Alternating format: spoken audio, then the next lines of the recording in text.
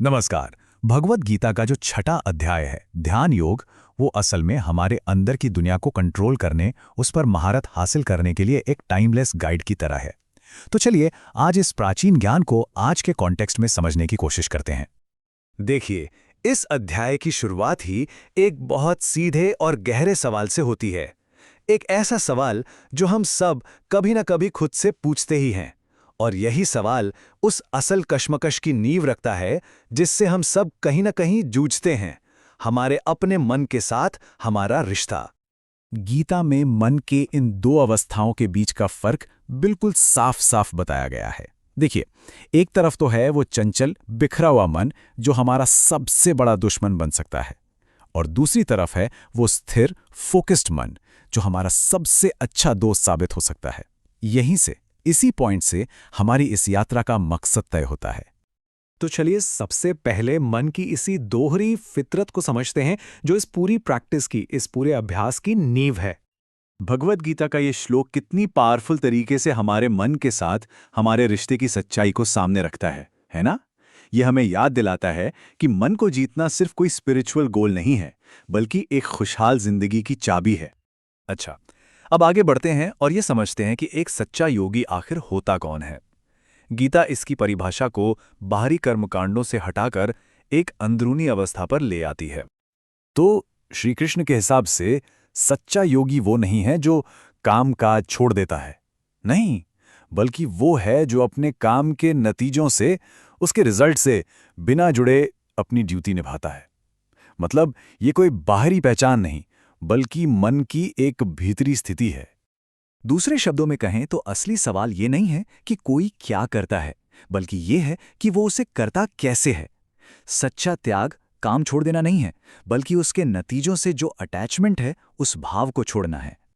तो अब बात करते हैं कुछ प्रैक्टिकल स्टेप्स की।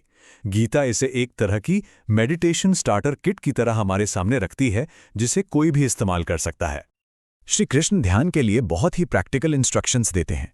सबसे पहले एक साफ और शांत जगह, फिर एक स्थिर आसन जिससे शरीर में कोई बेचैनी ना हो। इसके बाद अपनी नज़र को एक बिंदु पर टिकाना ताकि आंखें यहाँ वहाँ न भटकें। और आखिर में जब ये सारी बाहरी तैयारी हो जाएं, तब मन को अंदर की ओर मोड़ना, उसे पूरी तरह से एकाग्र करना। ये सारे स्टेप्स हमें धीरे धीरे बाहर की दुनिया से भीतर की ओर ले जाते हैं। साथ ही कृष्ण बैलेंस और मॉडरेशन की इंपॉर्टेंस पर भी बहुत जोर देते हैं। वो हमें किसी भी तरह की एक्सट्रीम चीजों से बचने को कहते हैं, क्योंकि यही चीजें आध्यात्मिक रास्ते में रुकावट बनती हैं। एक बैलेंस्ड लाइफ ही असल में सारे दुखों को खत्म करती हैं। अब आते हैं मेडिटेशन की सबसे बड़ी चुनौती पर, ये बेचैन मन। अध्याय में इसके लिए एक बहुत ही खूबसूरत मेटाफर का इस्तेमाल हुआ है। यहाँ पर अर्जुन हम सबकी आवाज़ बन जाते हैं। हर वो इंसान जो कभी भी ध्यान करने बैठा है, वो इस फीलिंग को बहुत अच्छी तरह से जानता है। मन का भटकना कितना नेचुरल है। अर्जुन की ये ईमानदारी हमें फौरन उनसे कनेक्ट कर देती है। और देखिए, श्री कृष्ण इस मुश्किल को नकारते नहीं, वो इसे स्वीकार करते हैं, जिससे उनकी सलाह में एक हमदर्दी भी दिखती है और ताकत भी। वो कहते हैं कि हाँ, ये मुश्किल तो है, पर नामुमकिन बिल्कुल नहीं।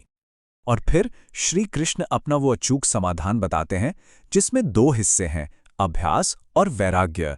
मतलब एक तरफ तो हमें सब्र के साथ लगातार कोशिश करते रहना है, और दूसरी तरफ हमें नतीजों की चिंता को छोड़ देना है। यही वो बैलेंस है जो मन को साधता है।